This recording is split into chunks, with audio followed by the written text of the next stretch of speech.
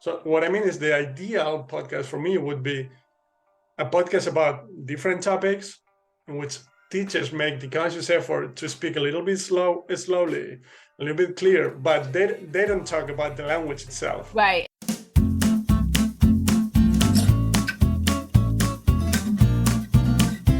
Yeah, one question. I'm curious about Spanish. Like when you're consuming content, is there any specific type of podcast that you enjoy? I mean, I listen to a lot of news ones because that's like, there's a lot of news ones out there. I was looking for ones. I like stuff about the economy and about money, but I haven't found any really good ones in Spanish. There is something called Radio Emblante, which is NPR, National Public Radio. They have a Spanish one that I like to listen to. I listen to ones that are made for people learning Spanish. There's one by Professor Juan that I think he lives in he's from Spain, but he lives in England. Maybe you've heard of him. And he has a lovely one. I'm trying to think of the name of his podcast, but he has a lovely podcast and a YouTube channel that I listen to. I've listened to Lucito because he has a podcast that I'll listen to. So I have a number of ones that I'm listening to. And Duolingo has wonderful podcasts that are both in English and Spanish. Mm-hmm. And they're lovely stories from all over the world, real stories of real people from all over the Spanish world. And I listen to those. Mm-hmm. So for the most part, it's native content, right? Because mostly it's native content, a little bit stuff that's made for people learning, but mostly native at this point. Yeah, because that to me is a super interesting resource. Like, to me, the ideal one is podcasts made by teachers or, yeah. Enthusiasts. And at first I was mostly listening to the stuff made by teachers, but now I've moved on where I can listen to news in Spanish made for Spanish listeners. Right, and I can listen to the conversation ones are a little bit harder, like Lucito, he's have a conversation that's a little bit harder to follow. But the Spanish news is in very clear Spanish. Yeah. And I know what's happening in the world, so I can understand that.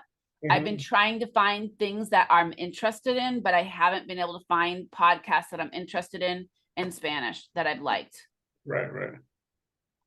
Yeah, what I meant is that because you're at a level in which you can understand all sorts of podcasts, even native content, right? Or content created for native speakers, right? Yes. But what I meant is when you're at an intermediate level, a little behind from where you're at right now, like content created by teachers, but about topics. So because I've seen it not with Spanish, because I obviously don't consume podcasts in Spanish to learn the language, but in other languages, I find like a lot of like teachers who create content to teach the language, they put too much emphasis on form. Mm-hmm. No, so it's not a podcast. So what I mean is the ideal podcast for me would be a podcast about different topics in which teachers make the conscious effort to speak a little bit slowly, a little bit clear, but they don't talk about the language itself. Right, and there are some. I mean, Hoy Hablamos by Roy and Paco. Yeah. I actually took lessons with them. There are so many different topics, a different topic every day of the week, 5 days a week, and they don't talk about the grammar at all. It's just about the topic, and it could be the economy, it could be healthcare, it could be all kinds of things, right? So I listen to them. And the thing about podcasts that's nice is that you could slow it down. So if Roy and Paco are talking too fast, you can slow it down to 90, 80, whatever it needs to be. It might sound a little bit funny, but you can slow it down if it's too fast. Ones that are being made for learners are already going to be slow, but if it's like a little bit too fast for you, you can slow it down, which I do sometimes. When I listen to stuff in English, I listen to it at 1.5. Mm-hmm. Yeah, and podcasts you can listen to while you're doing other things. Yes, is what I do. I would listen to it while I'm driving, walking, cleaning, anything like that.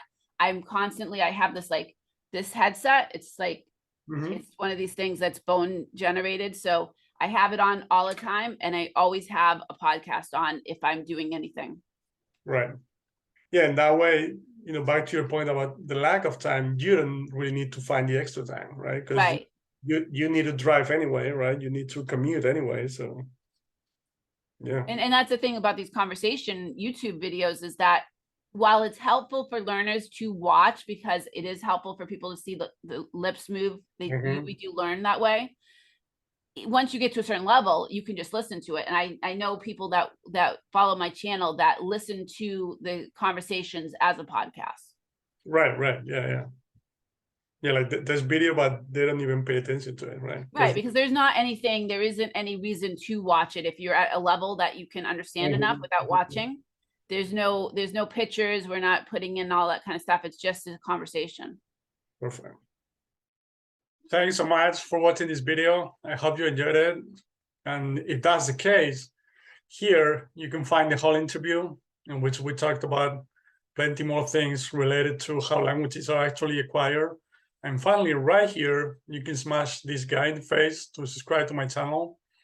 And I really appreciate that right hook. Bye-bye.